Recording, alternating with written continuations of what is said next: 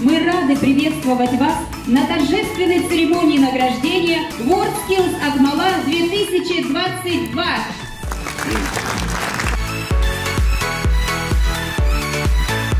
Сегодня подготовку молодых кадров для предприятий нашего региона Акмольской области осуществляет 32 колледжа по 97 специальностями и 165 квалификациями.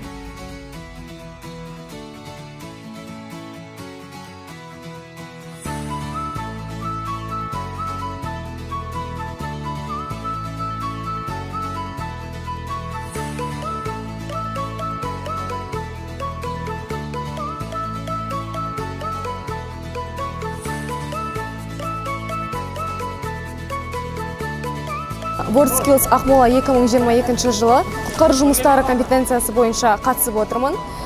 Жүлделі бірінші орын алдық. Тобымызбен бірге өте керемет сайыстардың бірі болды.